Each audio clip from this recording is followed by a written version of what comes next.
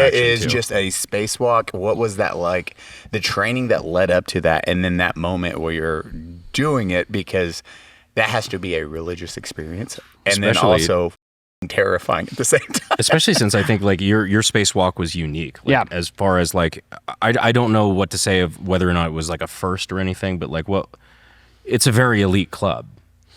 Yeah, I mean, look, I'm not big on like the first and that kind of thing. Like I care about the mission. There is one first from my last trip in space, Polaris Dawn, which I do like to underscore because I think it's awesome. Is two of my crewmates, Sarah Gillis and Anna Menon, became the women who've traveled farthest from Earth ever. I mean, and we talk about, is the Van Allen belt like this impenetrable wall? We were in it. We certainly got our fair share of radiation, but a year later, I'm still kicking here, man. They're doing fine. We get checked out all the time. So that was a cool Was first. It actually like a serious problem that you guys were worried about, the amount of radiation you were getting? Or? Not on us. We knew that basically, our 5 days in orbit, we got the equivalent of radiation exposure of being on the space station for 3 months. So it's a lot. And by the way, the space station even goes through portions of the Van Allen belt. There's something called the South Atlantic Anomaly, where the Van Allen belt comes down really close, about 240 kilometers above Earth. The space station's about 400 kilometers and change. So it goes through it all the time. Like we deal with that radiation. We were more concerned about the vehicle because humans don't like radiation. Avionics don't like radiation. So we did a lot of simulations of like what happens when we go full, like Apollo 13 here on this.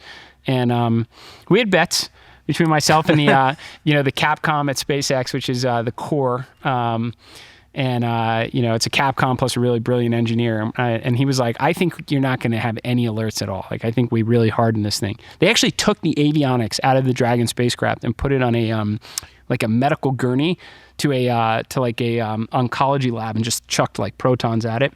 And they're like, it should be mostly fine. They showed us the videos and everything. And I was like, I think we'll still get alerts. We got alerts. So the people don't understand, it is radiation. What it does is it breaks down like literally the molecular level. It just breaks it apart. And that's why electronics suffer from it. Well, for the human, I mean, it can mess with your DNA and increase the probability of cancer. It shreds it, and you can't. Yeah, it's terrifying. For the avionics, it can do one of basically two things. Usually, it's like we call it single event upsets, and they basically requires whatever those electronics are that were impacted. We have to reset them, and they usually come back. And then there's like if it's really bad hits, it cooks them, and you can't bring them back. And our mission, the sun goes through high and low cycles of when it's angry.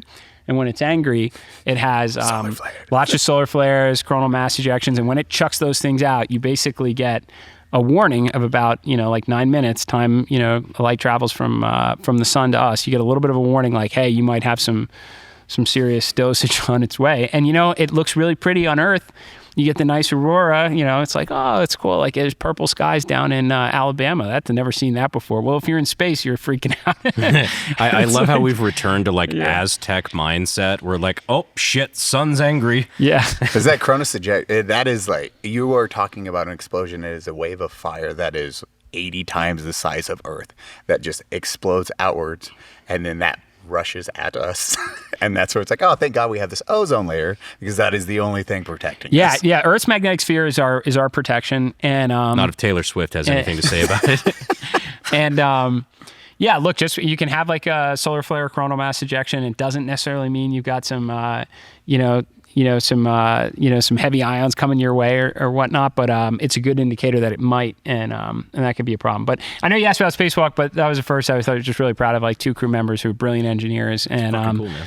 Yeah, it was really cool. But spacewalk was awesome. We spent 2 years building a suit, and we started with the intravehicular suit, which is a suit you see all the astronauts wear when they, it's an IVA suit when they get in the spacecraft. And really, it's just a last line of defense. You get a fire, you take a micrometeorite orbital debris. Like, look, there's 1 billion bullets whizzing around in space. Paint chips that come off of a satellite. And they're traveling 17,500 miles an hour. And there's a lot of energy when they hit a vehicle, and they can go right through it. So you take a hole in the spacecraft. Oh, thank goodness I got the suit on. It pressurizes. Let's come home, and it's emergency. But that is not a suit you do a spacewalk in. You don't walk on the moon or Mars in it, because when that thing puffs up and fully pressurized, you're like the marshmallow man. You can't move. So we had to start with that and put joints in. bearing rotator cuffs, in the shoulders and the wrists, gloves that actually had dexterity so that you could actually hold tools. Because what's the whole point here? The point is, if you get to the moon or Mars, you get outside your spaceship and you discover things and you build things and repair things. So 2 years, the best minds there built an incredible suit. We took it into a vacuum chamber at NASA. We knew it worked. We developed a whole pre-breathe to denitrogenate, so we didn't have, basically the bends or decompression sickness. And we went out and it was cool as hell. That's something you have to worry about, is decompression sickness? 100%. No shit. Yeah. Okay. Because I know, bends, when you're doing deep sea diving and stuff like that, that's something you have to worry about because you have multiple atmospheres worth of pressure. Mm-hmm. You have to worry about that in 0G. Yeah, I mean, basically, high to low is always the problem. So high pressure, low pressure, high pressure generally building up more nitrogen unless you've denitrogenated your body, and then you go low pressure, and that's you're opening the can of soda. So when you're scuba diving, you go down 3-4 atmospheres, whatever. You got you're breathing normal air. You're loading up nitrogen in your system. You return to the surface, and you're begging all those bubbles to come out of solution. And that's what causes joint pain, and it can. That's type 1 DCS is joint pain. Type 2 is you can have cerebral issues, cardiac issues, and such. So think about it in a spacewalk. We're going from normal atmosphere, 1 atmosphere, to 0, except whatever's in your suit pressure. So you're going high to low, and you absolutely can get DCS. People during testing got DCS, and when we were, not any of the crew members, but there was a whole testing regime of how to denitrogenate, because we had no airlock. That's kind of key. Is on the space shuttle, space station, you have an airlock. So you got an airlock, you can go and breathe 100% oxygen, not worry about creating an environment where you could have a fire. We didn't have that. We had to throw air atmosphere, so we had to figure out a way to not breathe 100% oxygen for a while and create a fire hazard. So our risk for DCS was higher. But we figured it out, and obviously we had no DCS hits. But I mean, even you read Michael Collins' book, on the Apollo 11 mission, he talked about he would get type 1 DCS on his Gemini mission, and then his Apollo mission. He was physiologically, he was more susceptible to it. Oh shit! He just didn't know at that time. So, I don't know. I think he knew. He's like, he knew, but he was like, he's a fighter pilot, and he's like, I'm not telling anyone. I tell anyone I'm susceptible to this, I'm getting pulled from the rotation. Oh, dude, that is so true with the government. You're like, I'm gonna lie about everything. You vomit blood. That was grape juice. Mm-hmm. I'm fine. It's that's my spleen. So what was then walking out though and doing that spacewalk? So now you built the suit. And then you guys are up there and gals, and now it's like, okay. Yeah, so it was short. We basically, the whole operation was just under 2 hours. We each had 8 minutes outside the vehicle. And the reason is we're breathing 100% oxygen. We had to bring all our own tanks for this. There's no airlock, so we threw away our atmosphere, so we had to repressurize the vehicle. So we didn't have much time out there, and I'll tell you, it was not what I expected. So I'd went up before. We had the cupola on my first mission, which was the biggest continuous window in space, and I'm like, I've seen the most beautiful thing you can imagine from space. It's probably going to look like that. And I was wrong. It was so much more intense. It was this big sensory thing, because not only did you have that visual stimulus of you poke your head out and you're seeing Earth right in your face. You got the noise of the oxygen flowing in. You got temperature. You're cold as hell.